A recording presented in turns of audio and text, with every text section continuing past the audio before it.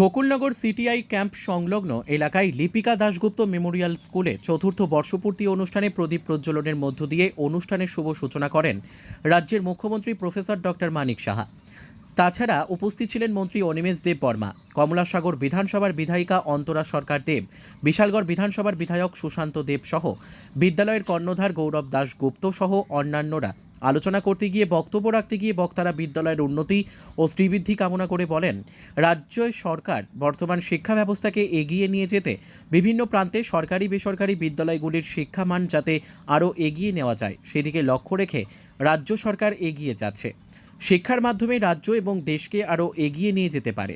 রাজ্য সরকার শিক্ষা প্রতিষ্ঠানের উপর নজরদারি রয়েছে যাতে শিক্ষার গুণগত মান আরও বৃদ্ধি করা যায়। তাদের আমরা সবাইকে আমরা সাইকেল বিতরণ করছি। প্রয়াস প্রকল্পে বিনামূল্যে আমরা বিভিন্ন ওয়ার্ক বুক আমরা বিতরণ করছি।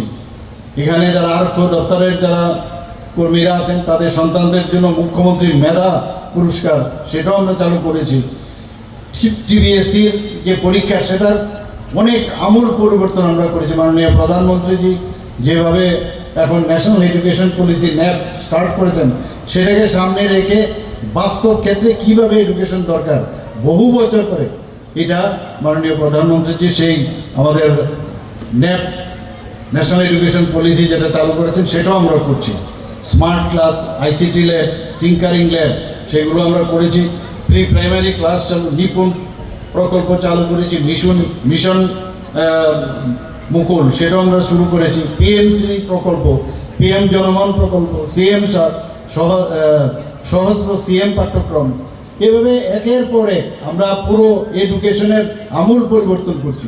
আমাদের মনে আছে আগে আমরা যখন West Bengal board of secondary education থেকে আমরা পাস করেছি, ত্রিপুরার বোর্ডও ছিল না, ক্যালকাটা ইউনিভার্সিটি এখানে ছিল, আমাদের ত্রিপুরা ইউনিভার্সিটিও ছিল না, যেটা এখন সেন্ট্রাল ইউনিভার্সিটি হয়েছে। তো এটা আমূল পরিবর্তন হয়েছে। বাইরের থেকেও মানুষ আসছে এখানে, এডুকেশনের হাব এখানে তৈরি করার আমরা চেষ্টা করছি। বিভিন্ন বিশ্ববিদ্যালয়, প্রাইভেট স্তরেও বিভিন্ন বিশ্ববিদ্যালয় এখানে হচ্ছে, স্কিল ইউনিভার্সিটি হচ্ছে, ওপেন ইউনিভার্সিটি হচ্ছে, দাম্মাদিপা ইউনিভার্সিটি, ইন্টারন্যাশনাল দাম্মাদিপা ইউনিভার্সিটি হচ্ছে। বাইরের থেকে ত্রিপুরাতে এখন এত শান্তি প্রতিষ্ঠিত হওয়ার সুবাদে মানুষ চাইছে নর্থ ইস্টার্ন জোনের মধ্যে ওয়ান অফ দ্য ফাইনেস্ট যদি স্টেট থাকে সেটা হচ্ছে ত্রিপুরা। মানুষ আসছে, এখন ইনভেস্ট করতে চাইছে। আজকে এখানে